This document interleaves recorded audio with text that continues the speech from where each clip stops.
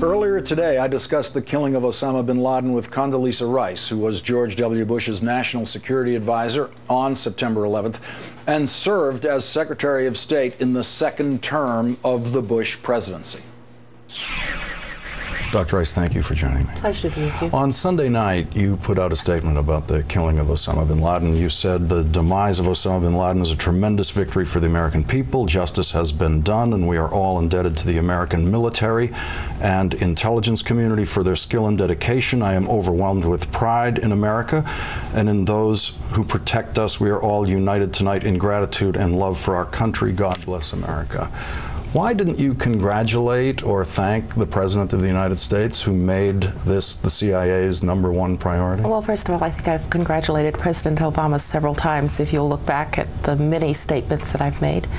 And I felt that this was a moment to acknowledge the American people, a moment to acknowledge what we've been through as a country. And since President Obama is the president who protects us, I think he's covered by that statement. Do you think that the President's visit to Ground Zero today was appropriate, and is that something you would have advised President Bush to do if you had got Osama bin Laden? Well, I have not seen the visit, but it's totally appropriate for the President of the United States to go to Ground Zero and to commemorate the lives of those lost there, and to say to the first responders, I understand you went to fire stations, thank you for what you did at that time. When President Bush went to Ground Zero and said that people would hear from us, he did so on behalf of the United States of America, not on behalf of his administration. And I think today President Obama went to Ground Zero on behalf of the American people, not his administration. Have you had a chance to speak to President Bush since Sunday Yes, night? I have, yes. And what is his reaction to all this? He's gratified by it because this has been a long struggle.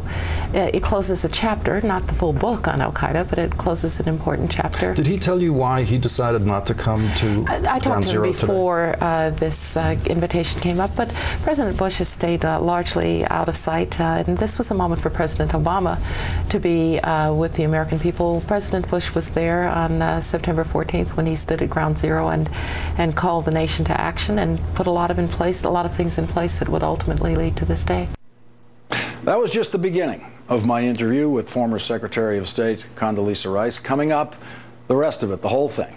When we talk about Iraq, the flawed use of intelligence, the mushroom clouds, things get a little more tense. September 11th is the reason he looked at Iraq differently and saw a threat there. Yeah, are you surprised by that? Yes, there was nothing in the threat that Iraq presented that was in any way related to us on September 11th. We can end this interview right now. More now from my interview with former Secretary of State and National Security Advisor Condoleezza Rice. As I've shown you already this week, President Bush took his focus off Osama bin Laden only 5 months after 9/11. Deep in my heart, I know the man's on the run if he's alive at all. And who knows if he's hiding in some cave or not. I don't know where he is. Nor, I just don't spend that much time on him. But I truly am not that concerned about him. The Bush focus shifted to Iraq, and as we all now know, mistakes were made. Huge mistakes. As we look back and reflect on September 11th today, I want to quote something that President Bush said about September 11th, the lesson of September 11th. He said this repeatedly. It became boilerplate in speeches. September the 11th taught us a lesson I will never forget, and America must never forget. America must confront threats before they fully materialize.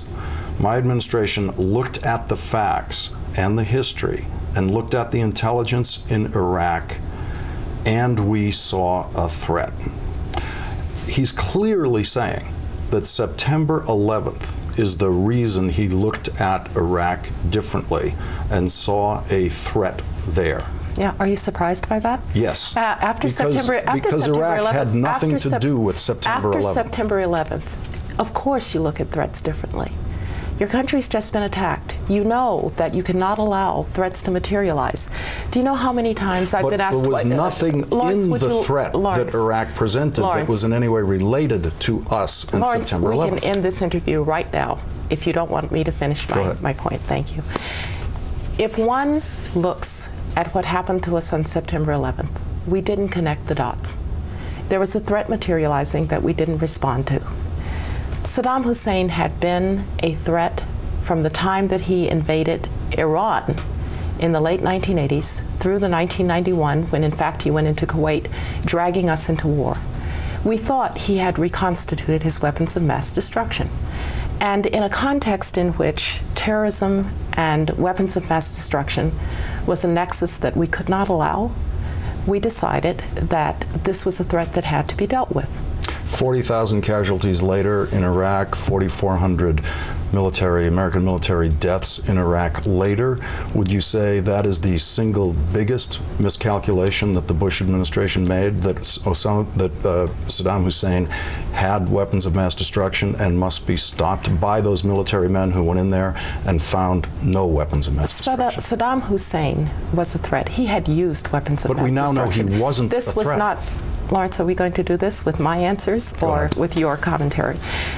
We had not focused on the fact, you have not focused on the fact, that Saddam Hussein had been a threat to the United States of America, to the Middle East, since he invaded Iran. Now, we made the wrong call then, and we supported him against Iran. He then became a more monstrous threat.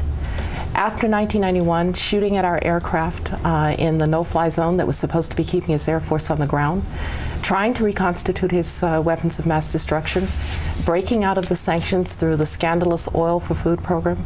Yes, he was a threat. With or without mature weapons of mass destruction, he was a threat. And nothing of value is ever won without sacrifice. Of course, the lives lost will never be brought back. But in Iraq, that is not a threat to invade its neighbors, not a threat to reconstitute its weapons of mass destruction, not a threat to play Palestinian terrorists as suicide bombers. That's going to be a better Iraq and a better Middle East. And so, in fact, I think that what we did in Iraq will be demonstrated by history to be an important part, an important pillar of a new Middle East. Well, I think history demonstrates that Iraq presented absolutely no threat to the United States whatsoever. And well, that would be a surprise to the 16 Security Council resolutions that called him a threat to international peace and security. Using information that would be a surprise. Not true. That would be a surprise. No, no, no. That was on the basis of his invasion of Kuwait and the weapons of mass destruction that were found there in 1991. The weapons inspectors who could not do their jobs and so left in 1998. The attack by President Clinton in 1998 to try to bomb those sites. It would be a surprise to the Kurds who he gassed, and the Iranians who he gassed, and the people in the south of his country who he gassed.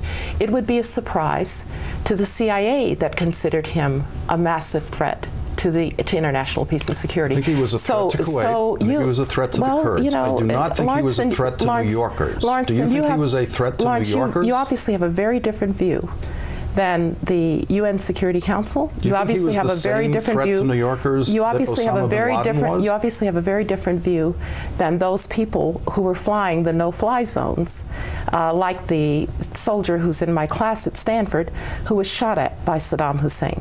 So you may not view him as a threat. Most of the world did. Most of the world didn't, which is why we couldn't assemble the coalition that we would have liked to assemble to go in there. How many countries? No. I have a question for you. No, I have a question for you. I have a question for you. How many countries fought in the coalition? We don't have enough time to review all that history. You've just made a charge. I would like to review Lawrence, you've just made a charge. Your feelings about things you said ramping up to the war. No, not until the threat of a mushroom we're cloud not going there. From Saddam Hussein, you now know was completely false. Do you regret saying that? Do you know what? Would you take that back if you could? You know what? You've just made a false statement. You said we couldn't assemble a coalition. How many countries fought in the coalition in Iraq? And had casualties? How many countries actually? Yeah, how many? Maybe a half a dozen actually fought. Oh, I see. So the Georgians who went there and the Japanese actually who went there had and others soldiers firing weapons on the ground? This was not part of the coalition. The people the British and the Australians and the Poles and all of those the Canadians, all of those who ultimately were in Iraq, these were not part of the coalition. Yes, they were. Yeah. So your statement was just false. About the mushroom cloud that you were completely wrong about, would you say that was possibly the single worst misstatement by a national security advisor publicly? I said that we could not afford to have it be a mushroom cloud. Where did you think that mushroom cloud would Lawrence, be? you have a bad habit with your guests. You never let them answer a question. Go ahead. Where would the mushroom cloud be? The question was, had Saddam Hussein actually reconstituted his nuclear weapons, or was he trying to? And if you look at the intelligence reporting at the time, it said that he could possibly reconstitute that nuclear capability within a year with foreign assistance, and that he was trying to do it. But we know all that was wrong. What I said, he couldn't have reconstituted anything in a year. We know. Why recite things that we know were wrong and have been proven wrong? Because what you know today can affect what you do tomorrow, but what you know today cannot affect what you did yesterday. So at the time, we didn't know that he had not reconstituted. The intelligence said he was reconstituting, that he was reconstituting his nuclear program. He had reconstituted his biological and chemical program. He was shooting at our aircraft. He was a threat to international peace and security. He'd been sanctioned by the UN 17 times on that course. He was a threat. The aluminum tubes that you said were used exclusively for nuclear weapons obviously were not. They were the kind of tubes that were used for rockets. When you say that intelligence indicated that, your White House was using intelligence incorrectly. You were misstating what the intelligence actually was. Lawrence, we can do this one way or another, all right? You can let me answer your questions, or you can make rhetorical statements. Let's talk about the aluminum tubes that you were so wrong about. That's one of those things you like to use as an indication of what the intelligence was telling you, but the White House was misinterpreting the intelligence. No. This was not the White House misinterpreting anything. The director of the CIA briefed the Congress that those aluminum tubes were most likely for nuclear capability. You said exclusively. We believed that the tubes, given Saddam Hussein's history, given the long trail of what he was trying to acquire, were for nuclear weapons. Now, you were right. The intelligence turned out to have been wrong. But you know, you don't get up in the morning and say, you know, my intelligence might be wrong. You have to act on the intelligence that you have. And that's the intelligence that we had at the time. When you look at what we now are calling the Arab Spring, and you look at these uprisings against these dictators in the region, would it have been better now, knowing what we all know now, would it have been better to wait and let history catch up with Saddam Hussein in Iraq? Do you think we might have a similar uprising in Iraq today? Saddam Hussein was a threat, and we dealt with the threat. We didn't go to Iraq to bring democracy anymore, that dealing with Adolf Hitler was to bring democracy to Germany. But once there, we felt that we had to help the Iraqi people get to democracy. And it's simply ill-informed and ahistorical to suggest that a dictator as brutal as Saddam Hussein would have allowed an Arab uprising in his country. You're looking at a dictator in Syria put down an uprising. You're looking at a dictator in Libya who has tried to put down an uprising. And if you want to talk about a humanitarian disaster, why did we go into Libya? Because he was about to mow down his own people. He was going to eliminate his own people. He was going to commit genocide against his own people. Saddam Hussein committed chemical warfare against his own people. And I'd really like to have an answer from those who say it was a good thing to intervene humanitarian way in Libya because Gaddafi was killing massive numbers of civilians. Saddam Hussein put 400,000 people in mass graves. He used chemical weapons against Kurds and Shia. If that wasn't a humanitarian reason to intervene, quite apart from the security reasons, I really think people have a lot of explaining to do. But you would grant the style of intervention in Libya and Iraq is totally different. Well, yes, because Libya and Muammar Gaddafi are thankfully not Saddam Hussein. But if you think for 1 minute that you are going to be able to take Saddam Hussein down by mass protests in the streets, then you're clearly ill-informed. We'll never know. Dr. Rice, thank you. Yeah, you're right. We'll never know. But I would have to say anybody who thinks that that's going to happen would have to be pretty ill-informed.